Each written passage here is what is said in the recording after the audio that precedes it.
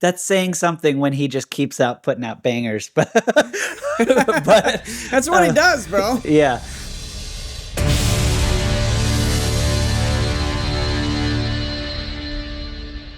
What's up? I'm Seth Grant. I'm Rhett Grant. We're brothers, we're composers, and today we're diving into the soundtrack of one of my favorite movies, Gladiator.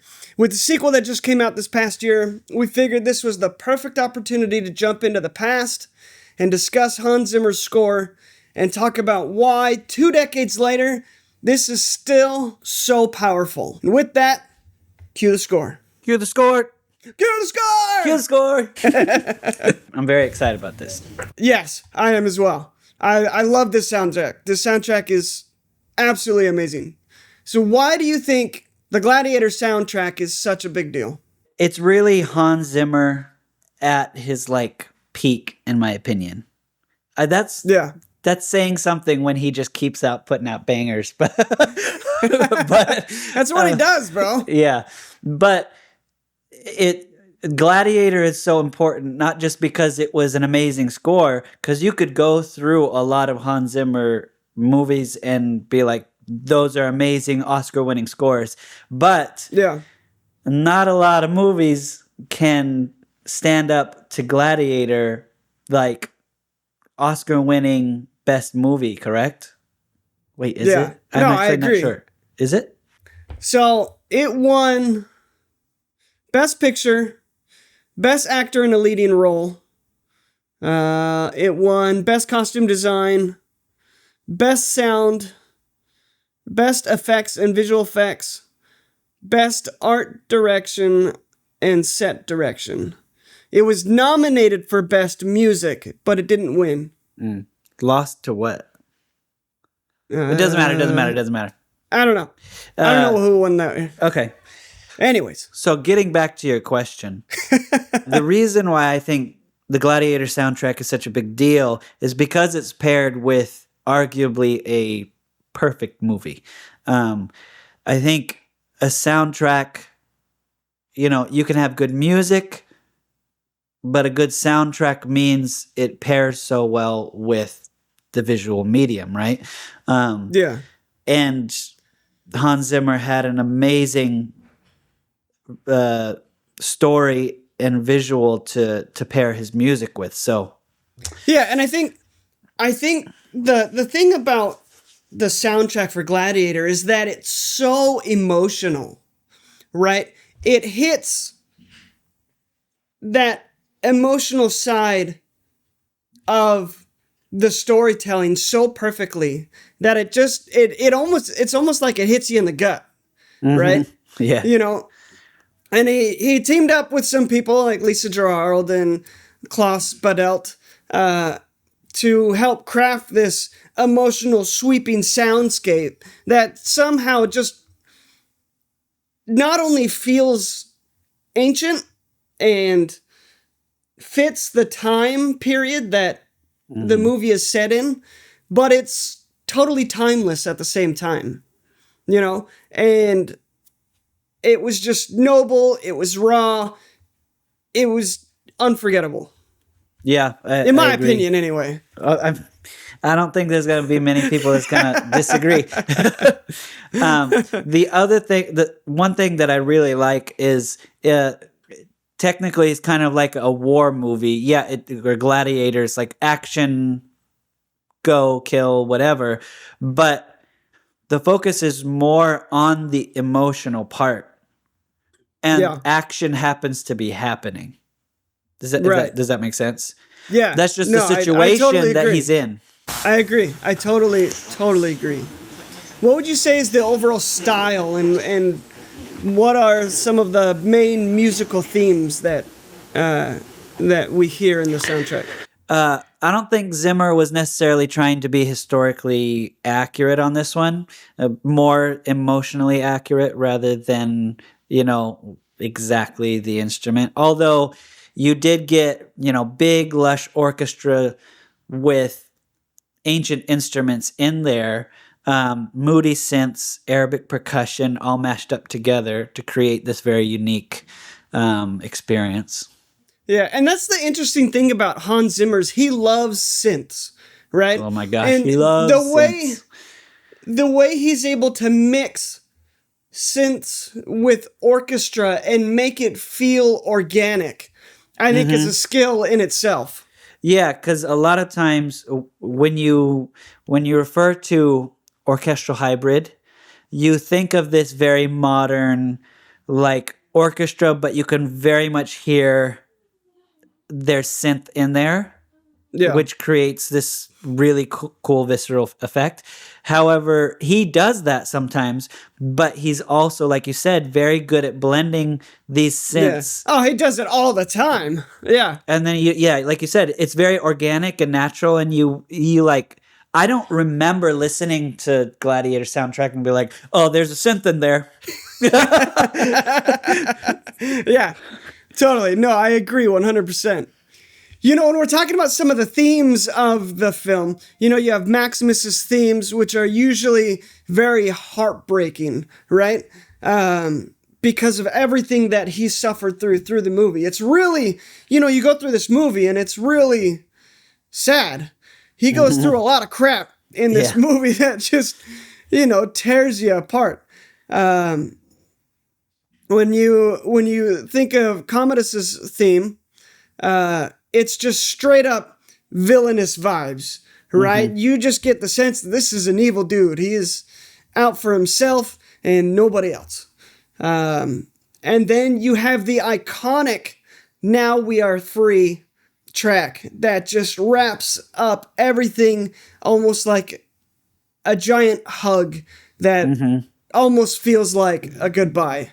Yeah, for bittersweet, for better for worse. Yeah, totally. So, thinking about specifically Maximus's and Commodus's themes, how would you describe them musically? So for Maximus, the Earth theme is his track, which kind of mixes into "We Are Free." It's earthy, surprise, but meaning that it's grounded. It's not. If you listen to the guitar, there's a guitar that's going, and it's very. I'd say it's an intimate guitar, meaning that it's close to the microphone. So you can hear the fingers plucking. So whenever you have something close to the microphone, it makes this intimate sound, you know, like you're kind of there, and kind of a little more humble. So his being this earth theme, very grounded to earth, very humble, very intimate, and heart-wrenching, like so heart-wrenching because of, you know, what he goes through. But it does a really good job of morphing into to fit scenes like about family, heroicism, or loss. The heroicism, for example, the horns come in and do the melody. So then you get that little solo horn, giving that little bit of heroic side to it. Then you have a string part, which gives that more romantic kind of vibe. It's very, I'd say it's a very intelligent theme. Yeah, I agree 100%. I mean, thinking about this theme, it fits so perfectly with his character because, you know, even at the very beginning of the movie, you know, we're in this huge battle and they're just getting ready to charge, and you see Maximus, he kind of goes off by himself for a minute, and you see him crouch down and he picks up the dirt. He feels the dirt. He rubs it between his hands. You know, it shows that even with all this going on, he needs something to ground himself into reality, so to speak. You know, about with what he's about to face. And You it know, kind of like gives him some kind of, with the difficulties that he has emotionally and physically and politically, it's like it gives him some kind of strength to hang on to, or let's call it stability. Gives him some stability. Yeah. Yeah, definitely, 100%. And this theme just fits that perfectly. And then you mentioned the Commodus theme, Commodus' theme, yeah. which is Progeny. Yep. I think this one is very underrated. Or let's not, maybe not, maybe It's so underrated is good. the wrong way to say it. Maybe like you might not notice it was a theme, or it might go under the radar Yeah. when you're watching, but it is dark.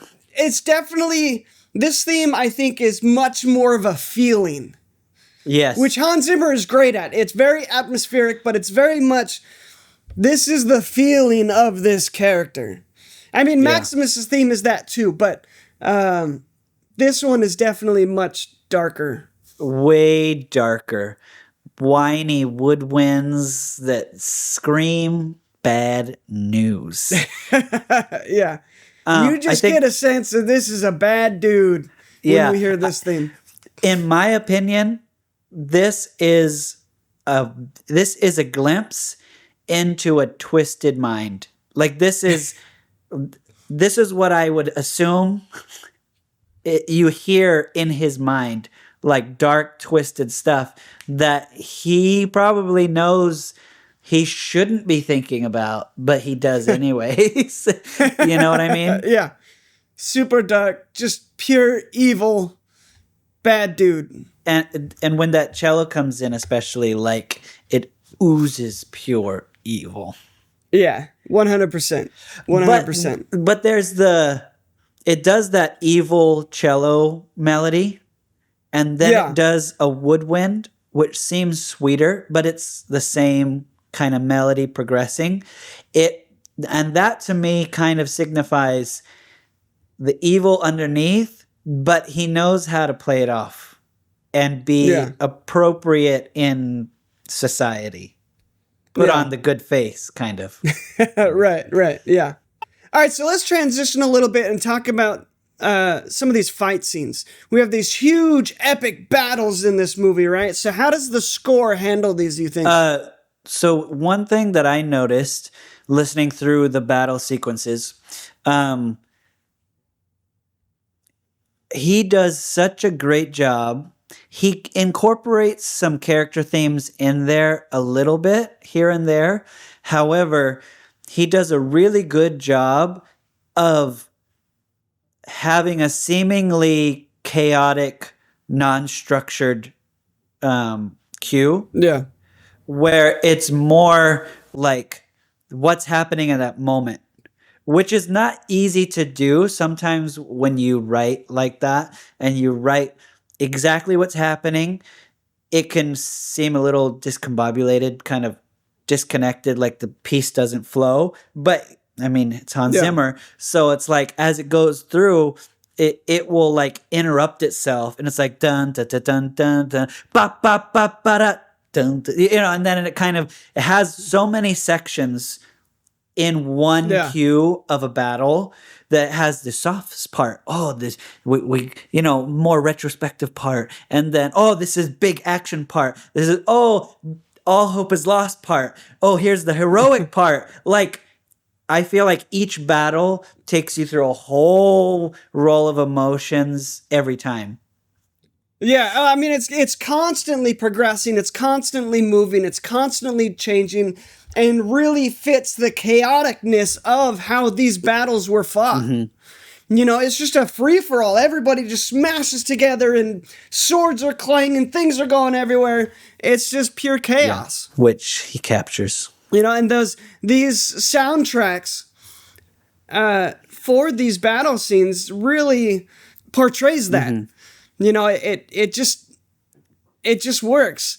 This big brass coming in, quick staccato strings, heavy drums. It's basically just a mosh pit with swords. Yeah. Yeah. And, interestingly enough, Hans Zimmer actually called these themes battle waltzes because they were actually done in 3/4 time. Interesting. Battle waltzes. Yeah. Dun, dun, dun. 1, 2, 3, 1, 2, 3. It's a dance. It's all just a dance. It's all just a dance. A beautiful, chaotic dance. Nice. of blood and death and destruction. Let's talk about some of the highlights. What are some of the highlights you think from the two tracks, the battle specifically and the Barbarian Horde? Well, the battle kicks off with like some moody vocals, and then the brass punches you in the face in a good way. Yeah. So that's that definitely creates a mood. Yeah. Barbarian Horde kind of has a dark woodwinds before blowing it up into full chaotic glory, I guess. It's wild. You even get a heroic like Maximus's theme in the middle, his lost theme mid-fight. Really nice little touch there. Yeah. Yeah, no, I agree 100%. They're just so good. Yeah, I don't think I can add to that. That's so good. So let's talk about Lisa Gerrard's vocals, please. In this. She comes in quite a few times. With the track The Wheat, Asylum, Now We Are Free. Just amazing. Absolutely amazing. Yeah, I mean, I think she is the thread for the entire movie. She's like the vibe that you keep coming back to. Hans Zimmer uses her in a number of different places. The Wheat, Elysium, Now We Are Free. Yeah. Earth Theme, I think, a little bit as well. But they keep bringing her back, and whenever, to me, her voice coming in is the same effect as the Shire theme in Lord of the Rings, where no matter where you are in Middle Earth, the Shire theme hits, and you're like, oh, right. I know where I am. Gotcha. Her voice pops back in, and you're like, oh, right, yeah. Yeah, this is where I am. Yeah, her voice is so iconic in this. It's just, it gives you absolute chills. She carries such emotional impact in this score. Just absolutely amazing. Oh, the other thing is, it on a scoring, when you're thinking about scoring, this goes to prove that when you find the right instrument, sound, or piece of the puzzle to kind of like revolve everything around, it really helps so much. And I think he found, kind of like Dune, where he found that other singer with that, kind of that gypsy screaming, whatever. Like when you find that sound and you're like, that's my world. And then you can build around that. Oh, yeah. So making good music, one thing. Finding the right piece for that world and then building off that. So good, so good. Yeah. So with that, I think that ties in perfectly to the overall emotional impact to the story. This score hurts in the best way possible, if that makes sense. That's a good way of saying it. Yeah, so now that we have this kind of like overview of the elements that are in this soundtrack, it's just a gut punch, man. No matter what is happening, it's gut punching you in any and all ways imaginable. Yeah. And it's relentless until the end. Yeah. And it's not just background music, right? It's not just there to fill up space. It's Maximus's soul poured out through the score. Which is like, I mean, obviously, this is like a composer's dream. Because sometimes it doesn't call for that.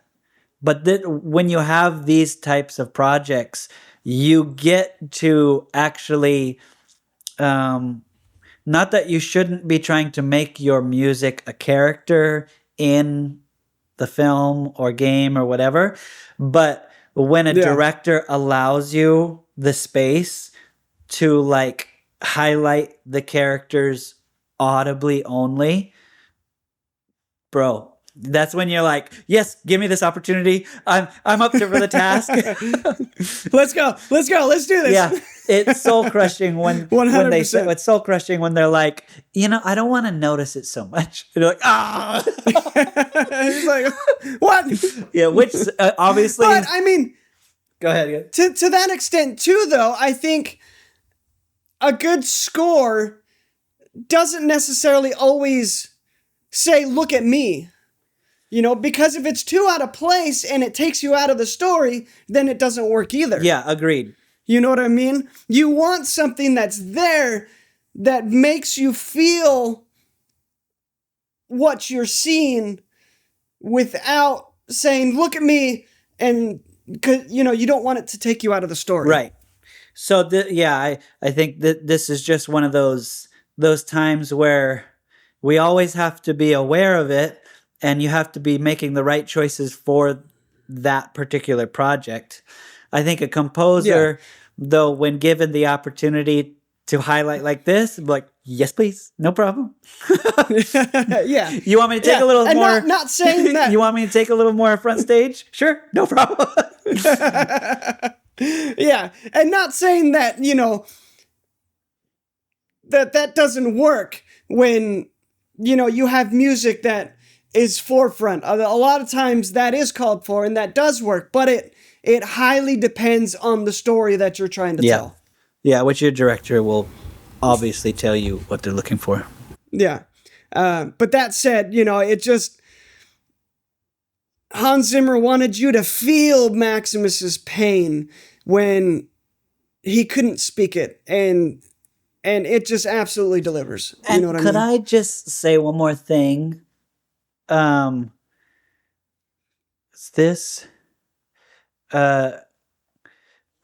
more thing about that. You said when he couldn't speak it. Yeah. This is probably my favorite type of experiences in media when, let's say, an actor has to tell a story with no words, just their looks, their glances, their shift in body language, and the music paired together. The beginning of the movie, before the barbarian horde, right? Yeah. I'm sure people have seen the interview where Russell Crowe is explaining working with Ridley Scott, right? Yeah. And he's like, I want you to be on the horse. Battle's about to start, but you kind of don't really know that. He's in his armor. He's on his horse. He's like, just kind of look over there. Notice the bird. You see a little bird land on the... You've seen the interview, right? It's like, and then it takes off and follow it for a second and then bring your attention back to the battle. And he has this whole little story with no words within one scene where he's like, he's focused. He notices kind of like the beauty of life. He has a little smile, like a slight little smile.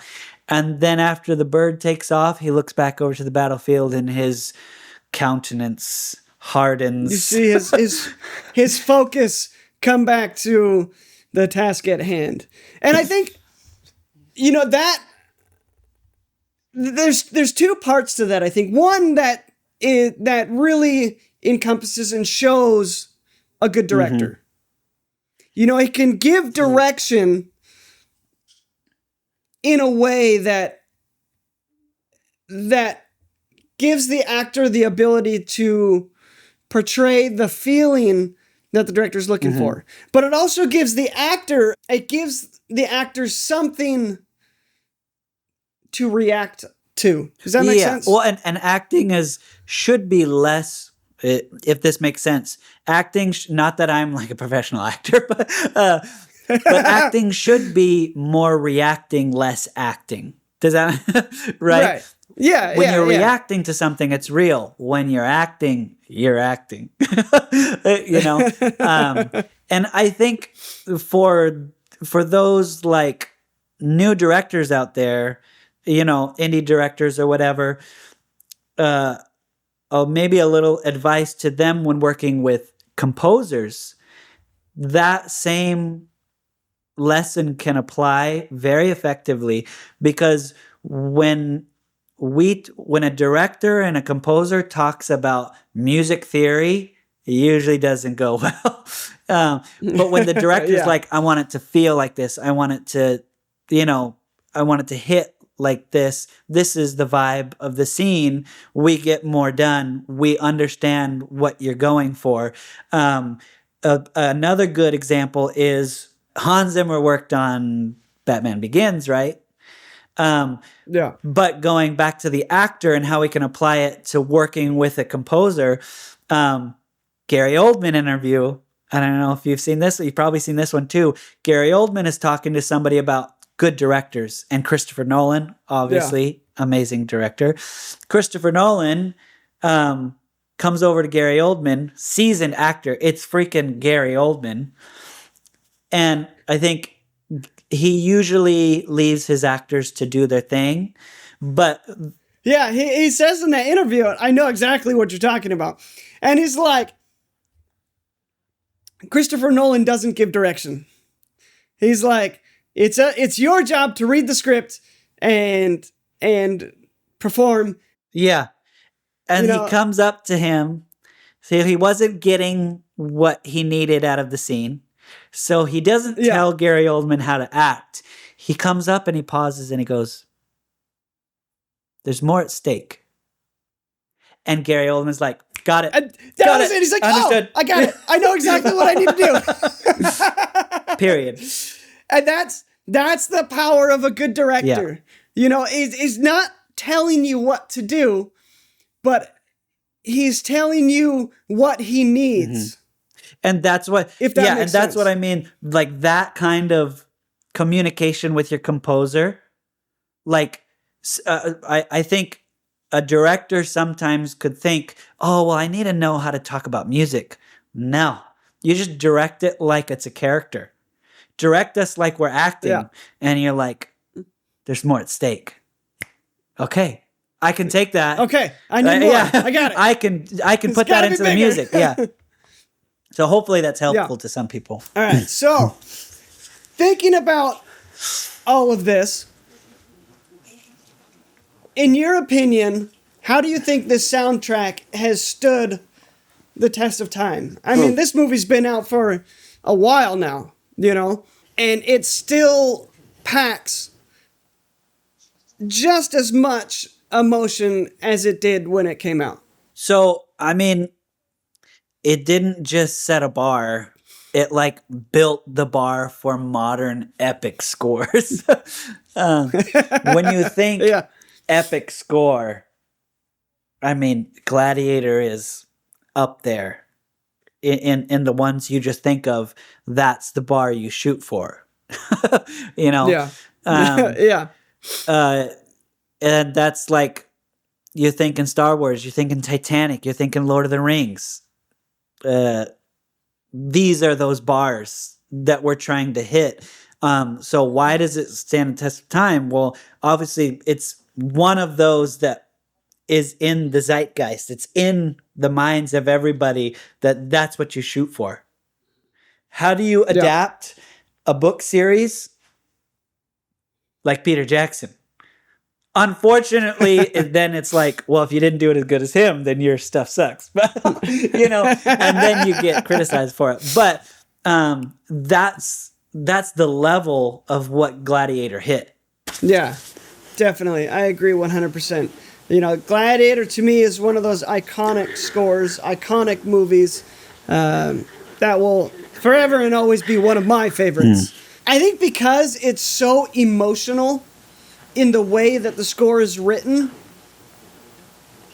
it just makes it so powerful. So much storytelling within that soundtrack that just fits so well with the story. Yeah, and that's what again, it's storytelling, making music, scoring for mediums, for movies, TV, video games. It's storytelling. And if you get caught up with, oh, I want to do this cool thing, you might miss the mark. But if you're trying to tell the story, it's always going to hit better. It's always going to hit harder. It's always going to be more poignant, more hard-hitting, more epic, because that's what you're seeing. Like, our music is not great. I say ours. Like, our meaning whoever's composing music. Our music isn't just great because it's good because it's compounded with more storytelling. So they're both backing each other up. You're seeing what you're hearing, you're hearing what you're seeing, and it becomes a bigger thing. That's why movies are so popular, and they'll never go away. Because it's like this marriage of things that you don't get in any other place. 100%. Well, with that, if you haven't listened to the score recently, do yourself a favor. Go listen to it. Crank it up. Listen to it. Feel it. Absolutely amazing score. And if you haven't seen the sequel, go see that too. So, because it's awesome. It's great. It's fantastic. It's got the same vibe. I think the original, a little more classic. Second one continues the story. Very good. Amazing. Yeah. Although Hans Zimmer didn't do the sequel, but still great. Still great. So, with that, we'll see you next time. Cue the score. Cue the score! Right on. Later.